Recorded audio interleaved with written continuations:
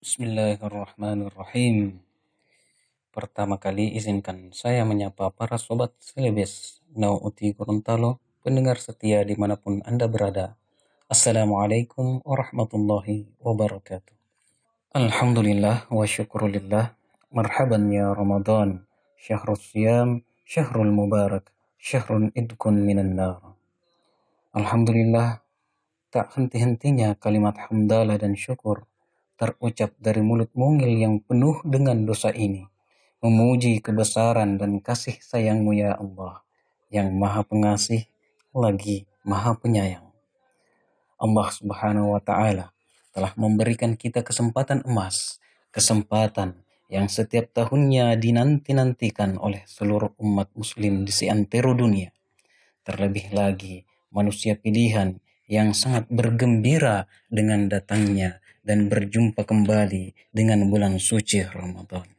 Mereka adalah orang-orang pilihan yang digambarkan, yang dipanggil oleh Allah Subhanahu wa Ta'ala dalam Quran surah Al-Baqarah ayat 183. A'udzubillahi minasyaitonirrajim. Bismillahirrahmanirrahim. Ya ayyuhalladzina amanu kutiba alaikumus shiyam kutiba alaikumus shiyam kama kutiba alal ladzina min qablikum la'allakum tattaqun, yaitu orang-orang yang beriman. Ya ayyuhalladzina amanu. Semoga kita termasuk salah satu di antara orang-orang yang beriman yang disebutkan dalam ayat tersebut. Amin. Amin ya rabbal alamin. Oke, para pendengar setia Sobat Selebes No Uti Gorontalo dimanapun Anda berada.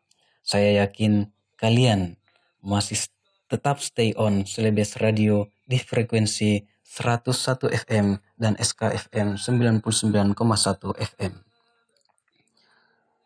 Bulan Ramadan adalah bulan yang paling mulia di antara bulan-bulan lain yang Allah Subhanahu wa Ta'ala muliakan. Umat Islam begitu antusias untuk menyambut bulan suci Ramadan.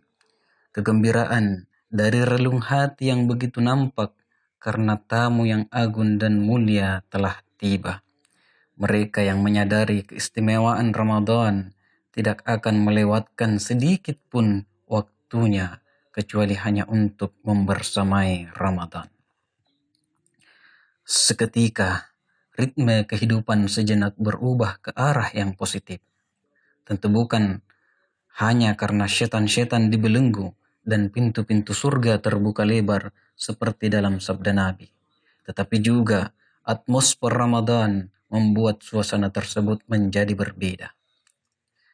Sangat mudah menemukan orang-orang yang ringan melakukan kebaikan. Seringnya suara lantunan-lantunan ayat suci diperdengarkan, mulai dari suara imam yang bertalu-talu saat melantunkan ayat-ayat suci selagi tarawih yang kita dengar di sepanjang jalan. Orang-orang yang gemar berbagi dengan saudaranya, iktikaf di 10 malam terakhir yang sangat syahdu, hingga siraman rohani dari para da'i membakar semangat dan antusias kita untuk melakukan kebaikan. Situasi tersebut adalah rahmat. Hati kecil kita terpanggil untuk ikut serta, bergerak dan bergabung dalam ritme kebaikan tersebut.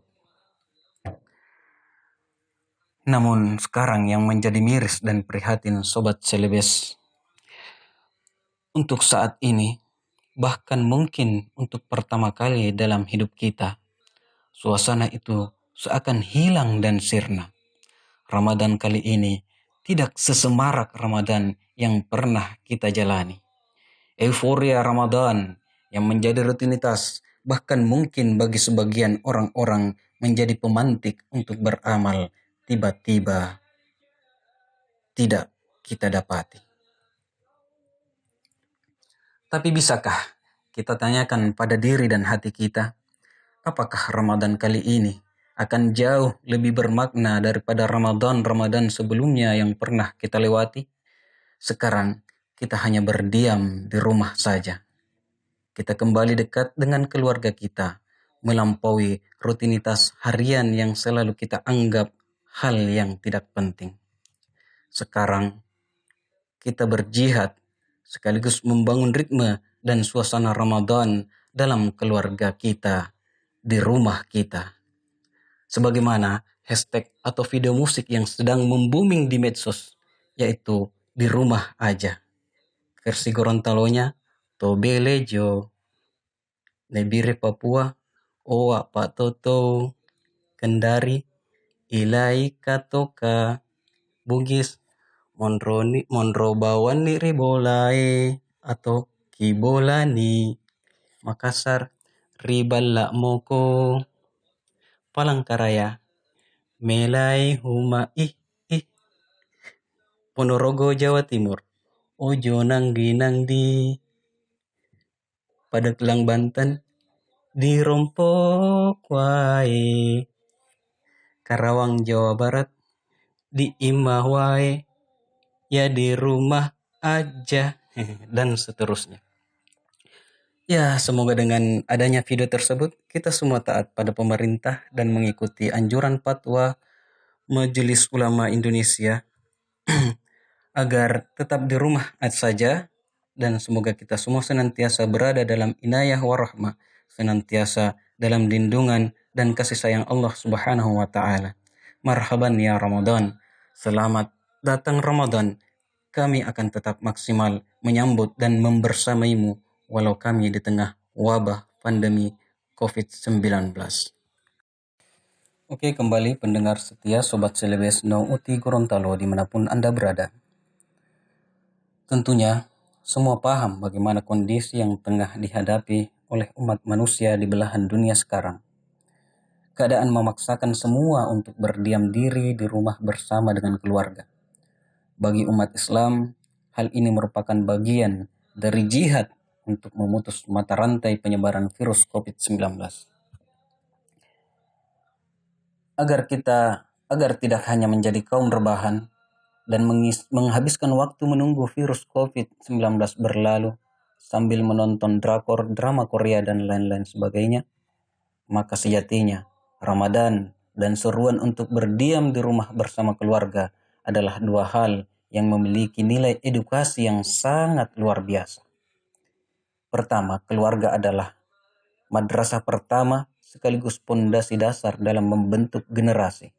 Dan kedua, sementara Ramadan juga merupakan madrasah yang mengarahkan semua kebiasaan-kebiasaan manusia menjadi lebih baik, yang pada intinya mengarahkan kita untuk menjadi manusia-manusia yang bertakwa.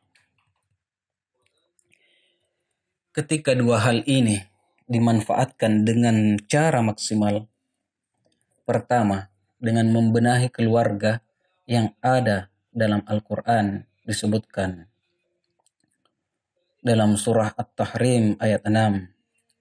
Ya ayyuhalladzina amanu qu anfusakum wa ahlikum nara. Yang artinya, wahai orang-orang yang beriman, peliharalah dirimu dan keluargamu dari api neraka. Begitupun sabda Rasulullah Sallallahu Alaihi Wasallam yang diriwayatkan dari Sayyidah Aisyah radhiyallahu anha, yang artinya, yang terbaik dari kalian yang paling baik terhadap keluarganya. Hadis riwayat At-Tirmidzi. Dalam hal ini, orang tua memberikan keteladanan kepada anaknya yang selama ini mungkin si anak hanya bertemu dengan orang tuanya di malam hari karena mereka masing-masing sibuk dengan pekerjaan di kantor maupun di luar rumah. Terus yang kedua, mengisi Ramadan dengan ibadah-ibadah yang wajib maupun sunnah seperti sholat tarawih, tahajud, tadarrus, dan ibadah-ibadah amaliyah Ramadan lainnya. Maka dalam waktu yang bersamaan, orang tua telah memberikan keteladanan sekaligus riayah kepada anaknya. Kalau selama ini si bapak lebih banyak menjadi makmum, maka selama Ramadan mungkin si bapak akan berperang menjadi imam sholat dan pusat edukasi bagi anak-anaknya. Dan tentunya si bapak, supaya tidak minder di depan anaknya, ia akan berusaha membaca dan belajar seputar fikih puasa, kembali murajaah atau mengulang-ulang hafalan beberapa surah-surah pendek dalam juz ammah atau juz 30 untuk bekal jadi imam salat tarawih dan salat-salat lainnya di rumah masing-masing. Ini hanyalah contoh yang paling sederhana.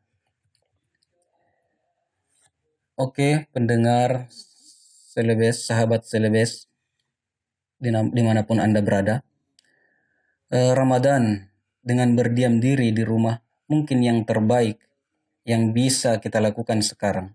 Dengan berRamadan di rumah, kita perbaiki diri dan sekaligus membenahi keluarga masing-masing. Bagi yang sudah berkeluarga, interaksi kerjasama antar suami istri lebih intens terrealisasi di rumah. Dalam suasana seperti ini, suami istri tentunya perlu adanya kerjasama yang lebih progresif menata rumah tangganya. Pekerjaan rumah tangga yang notabene-nya biasanya dikerjakan oleh istri, misalnya memasak, mencuci pakaian, membersihkan rumah, dan lain-lain sebagainya.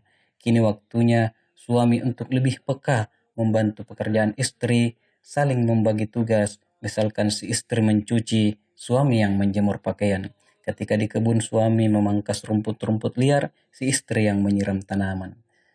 Ya, begitupun ketika di dapur, suami juga ikut andil membantu istri memasak di dapur, mempersiapkan menu buka puasa. Setelah itu, salat berjamaah diimami oleh suami. Terus lanjut tadarus, ngaji bersama, lembaran demi lembaran hingga target bacaan Quran tercapai. Alhamdulillah, begitulah siklus kecil, keadaan rutinitas dalam keluarga kecil, bagaimana kerjasama terjalin dengan penuh kasih sayang dalam keluarga. Mungkin inilah yang akan membuat Ramadan kita kali ini jauh lebih bermakna. Sekali lagi, marhaban ya Ramadan. Selamat datang Ramadan. Kami akan tetap maksimal menyambut dan membersamaimu walau kami di tengah wabah pandemi COVID-19. Para pendengar setia, Sobat Selebes No Uti Gorontalo dimanapun Anda berada. Selanjutnya, kita mendengarkan penyampaian penjelasan tafsir dari surah Al-Baqarah ayat 183 yang sebelumnya saya sampaikan di awal. Bahwasanya dalam Al-Quran satu-satunya ayat yang menjelaskan secara global kewajiban dan tujuan puasa di bulan Ramadan terdapat dalam surah Al-Baqarah ayat 183. Ayat ini setiap bulan Ramadan sering disampaikan oleh para da'i yaitu A'udzubillahi minasyaitonirrajim. Ya ayyuhalladzina amanu kutiba 'alaikumus shiyam kama kutiba 'alal ladzina min qablikum la'allakum tattaqun. Hai orang yang beriman, diwajibkan atas kamu berpuasa sebagaimana diwajibkan atas orang-orang sebelum kamu agar kamu bertakwa. Ayat ini diawali dengan huruf ya ayyuhalladzina amanu. Ya dalam ayat ini dalam bahasa Arab disebut dengan huruf nida. Huruf ini digunakan untuk memanggil satu objek panggilan. Dalam bahasa Indonesia diterjemahkan dengan arti wahai. Di antara fungsi huruf ini sebagaimana dalam kitab Mu'jam Ulumul Lughah Al-Arabiyah Al-Ashqar digunakan untuk memanggil objek yang jauh dan dalam konteks ayat tersebut sangat jelas. Dalam konteks ayat tersebut, huruf ya yang dimaknai panggilan dalam ayat ini adalah sebuah panggilan dari zat atau eksistensi yang lebih jauh dan tinggi Allah Subhanahu wa taala ke zat yang lebih rendah yaitu manusia. Allah sang pemilik syariah puasa memulai khitabnya ini dengan sebuah pengantar bahasa cerdas sebelum mengkomunikasikan maksud panggilan itu. Huruf ya dalam ayat tersebut tidak sekedar menunjukkan eksistensi sempurna pemilik syariat puasa Allah Subhanahu wa taala semata, tapi juga mengandung makna sebagai panggilan cinta bagi orang-orang beriman. Makna ini bisa dibuktikan dengan objek panggilan dalam ayat tersebut adalah orang-orang beriman, orang yang dicintai Allah, dan tujuan puasa membentuk ketakwaan. Semua unsur berupa panggilan, iman, takwa adalah ekspresi cinta ilahi pada makhluknya. Selanjutnya, kata amanu dalam ayat tersebut amanu dalam bentuk kata kerja lampau, fi'lul madhi, dan plural yang diterjemahkan dengan wahai orang-orang yang beriman. Oleh pakar bahasa terulang sebanyak 250 kali dalam Al-Quran. Yang lebih menarik dari kata ini, amanu memiliki perbedaan dengan kata al-mu'minun yang keduanya diterjemahkan dengan orang-orang beriman. Kata kerja amanu merupakan kata kerja yang mengandung makna orang-orang yang telah beriman.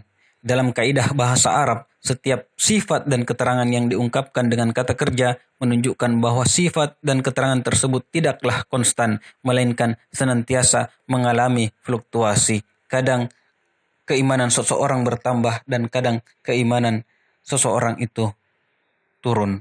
Oleh karena itu, sering kita dapati bahwa kalimat ya ayyuhallazina amanu dalam Al-Quran selalu diiringi dengan amal soleh yang didesain untuk menguatkan iman hambanya. Amal soleh dapat berwujud puasa, sholat, saling menasihati dalam kebaikan dan kesabaran dan lain sebagainya. Sedangkan kata al-mu'minun yang notabene sering diterjemahkan pula dengan orang-orang beriman sesungguhnya termasuk dalam ranah kata benda. Kaidah bahasa Arab menyatakan bahwa setiap sifat dan keterangan yang diungkapkan oleh kata benda mengandung makna konstan, stabil, dan istiqamah. Sehingga kata al-mu'minun sejatinya harus dimaknai sebagai orang yang memiliki stabilitas iman. Dari perbedaan kata amanu dan al-mu'minun dapat disimpulkan bahwa spiritualitas ajaran manusia puasa dalam konteks surah Al-Baqarah ayat 183 mengisyaratkan bahwa ibadah ini ditunjukkan oleh Allah Subhanahu wa taala kepada orang-orang yang beriman yang imannya masih lemah, rapuh menuju keimanan yang konstan, kuat dan istiqamah. Selanjutnya kata kutiba dalam ayat menunjukkan adanya kewajiban puasa tanpa menunjukkan siapa yang mewajibkannya dengan redaksinya kutiba alaikumusiyam, diwajibkan atas kamu berpuasa. Dalam konteks ini Profesor Quraish Shihab dalam Tafsir Al-Bisbah menjelaskan rahasia susunan kalimat ini adalah agaknya untuk mengisyaratkan bahwa apa yang akan diwajibkan ini sedemikian penting dan bermanfaat bagi setiap orang bahkan kelompok. Sehingga seandainya bukan Allah Subhanahu wa taala yang mewajibkan, niscaya manusia sendiri yang akan mewajibkannya atas dirinya sendiri. Bagi orang yang beriman, meyakini segala bentuk perintah dan larangan yang sifatnya syariah semuanya bersumber dari Allah Subhanahu wa taala. Sekalipun teks Al-Quran dan hadis Sallallahu Alaihi Wasallam terkadang tidak menyebutkan zat atau pelaku yang memerintah. Dalam konteks ibadah puasa, dalam Al-Quran surah Al-Baqarah tersebut menunjukkan bahwa syariat puasa adalah kewajiban hanya kepada orang-orang beriman saja. Karena mereka lah yang meyakini adanya Allah Subhanahu wa taala yang memiliki syariah itu. Hal ini akan berbeda jika redaksi perintah puasa ditujukan kepada seluruh manusia. Lebih dari itu, hikmah dari pilihan redaksi ini, syariat puasa yang menjadi perintah utama kepada orang beriman sesungguhnya hanya sebuah ibadah menahan diri dari hal-hal yang membatalkan puasa seperti makan, minum, dan yang kesemuanya adalah perkara yang mubah dilakukan di luar Ramadan. Maka yang lebih pantas dari itu, jika yang mubah saja dilatih untuk tidak dilakukan, maka berarti yang pantas dilatih untuk ditinggalkan adalah hal-hal yang telah diharamkan oleh Allah dan Rasul-Nya. Para pendengar setia, Sobat Selebes, Nauti Gorontalo dimanapun Anda berada. Selanjutnya, kata asyam. Kata asyam dalam bahasa Arab secara etimologi berasal akar kata suama yasumu yang artinya menahan. Dalam ayat tersebut, kata asyam didefinisikan secara terminologi dengan puasa atau menahan diri, yaitu menahan keinginan nafsu tertentu, makan, minum, dan semua yang membatalkan puasa dari terbit fajar sampai terbenamnya matahari. Hal ini sebagaimana tertulis di semua referensi para ulama fikih. Selain dari kata asyam, juga ada kata lain seperti as-shaum yang artinya juga menahan. Di dalam Al-Quran, kata asyam disebutkan sebanyak 9 kali, sementara kata as-shaum disebutkan hanya sekali. Dalam konteks surah Al-Baqarah ayat 183, kata asyam menunjukkan makna kewajiban puasa bagi setiap orang yang beriman. Sementara pada ayat lain, penyebutan kata asyam mengandung makna beragam. Adapun kata as-shaum yang disebutkan hanya sekali dalam Al-Quran terdapat dalam surah Maryam ayat 26. Penggalan kata ayatnya, Fakuli inni nazartu lirrahmani shauma. Aku telah bernazar puasa untuk Tuhan yang Maha Pengasih. Jika diperhatikan makna ayat tersebut, kata as-shaum hanya menunjukkan makna puasa yang bersifat umum atau makna umum kebahasaan yaitu menahan. Dalam ayat tersebut Allah Subhanahu wa taala mengkisahkan Sayyidah Maryam yang bernazar menahan diri untuk tidak berbicara kepada siapapun hari itu. Menurut pakar tafsir dari Tunisia, Ibnu Ashur, sebagaimana dinukil dalam karyanya, menganalisis perbedaan dari kedua kata tersebut. Menurutnya, kata asyam dalam bahasa Arab khusus digunakan untuk mengungkapkan makna menahan diri dari makan dan minum, sedangkan makna as-saum memiliki makna yang lebih umum, yaitu menahan dari apa saja. Dalam konteks ini, idealisme yang harus dibangun adalah bagaimana kemudian puasa Ramadan yang dijalankan tidak hanya sekedar as-saum, sekedar menahan salah satu dari larangan puasa, namun yang paling penting membentuk puasa yang sesungguhnya, berusaha menahan semua yang mengurangi dan membatalkan pahala puasa as-siyam dari terbit fajar sampai terbenamnya matahari. Dengan kata lain, jadikan puasa kita puasa siyam, bukan puasa saum. Selanjutnya kalimat kutiba 'alal ladzina min qablikum. Penggalan ayat tersebut menunjukkan bahwa kewajiban puasa tidak saja dibebankan kepada umat Nabi Muhammad SAW, tetapi hal ini sudah ada dan dikenal pada umat-umat sebelumnya. Itu puasa di zaman umat Nabi Zakaria, Siti Maryam dan Nabi Isa alaihissalam. Juga puasa di zaman Talut dijelaskan dalam surah Al-Baqarah ayat 249. Dan juga puasa Nabi Daud alaihissalam. Selanjutnya kata la'allakum tattaqun. Kata la'alla dalam bahasa Arab disebut dengan la'alla litarajji, kata yang mewakili adanya harapan. Dalam bahasa Indonesia, la'alla diterjemahkan dengan semoga, agar, mudah-mudahan. Semuanya bentuknya sebuah harapan. Harapan ini bisa saja datangnya dari Allah Subhanahu wa taala atau manusia makhluknya. Tetapi lebih daripada sebuah harapan untuk kepentingan manusia itu sendiri. Karena secara teologis bahwa Allah Subhanahu wa taala adalah zat yang tidak butuh pada makhluknya sebagaimana yang diisyaratkan oleh Al-Qur'an dan hadis Rasulullah SAW. Sebagaimana Allah Subhanahu wa taala menjelaskan dalam surah Al-Fatir ayat 15. A'udzubillahi minasyaitonirrajim. Ya ayyuhan nas antumul fuqara'u ila Allah wallahu wal ghaniyul hamid. Hai manusia, kamulah yang sangat butuh kepada Allah dan Allah dialah yang maha kaya, tidak memerlukan sesuatu lagi, maha terpuji. Jika harapan itu datangnya dari makhluk Allah Subhanahu wa taala atau manusia, maka itulah kebutuhan manusia sesungguhnya. Manusia butuh kasih sayang Allah, rezeki, penjagaan, kebahagiaan dan seterusnya. Namun hal yang menarik dalam redaksi nas tersebut, kata la'alla dalam ayat puasa diulangi oleh Allah Subhanahu wa taala sebanyak 4 kali dalam bentuk harapan yang berbeda. Pada ayat 183 la'allakum tattaqun, ayat 185 la'allakum tashkurun, ayat 186 la'allakum yarshudun, dan ayat 187 la'allakum tattaqun. Dalam kajian ilmu-ilmu tafsir, jika ada kata yang terulang lebih dari 1 kali dalam Al-Quran, maka hal itu menunjukkan ditakkid atau penegasan akan sesuatu objek untuk diberi perhatian oleh manusia. Maka pengulangan lafaz la'alla dalam ayat puasa menunjukkan bahwa Allah Subhanahu wa taala ingin menegaskan keinginan Allah Subhanahu wa taala melalui fasilitas ibadah yang disyariatkan, terutama puasa, memotivasi orang-orang beriman untuk meningkatkan kualitas kedekatannya dengan Allah Subhanahu wa taala. Selanjutnya adapun lafaz tattaqun dalam ayat tersebut menjadi tujuan utama disyariatkannya ibadah puasa, bahkan semua ibadah.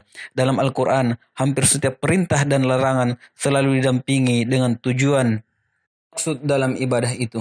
Tujuan yang dimaksud adalah dengan ibadah diharapkan seorang muslim lebih dekat dengan Allah Subhanahu wa taala yang dalam bahasa agamanya disebut takwa.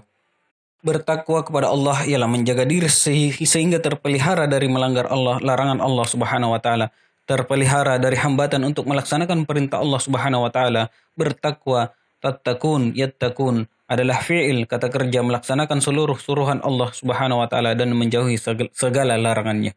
Oke, itulah sekelumit penafsiran dari surah Al-Baqarah ayat 183. Mudah-mudahan kita semua termasuk dalam golongan orang-orang yang beriman dan insya Allah dalam bulan puasa ini meraih yang namanya derajat takwa.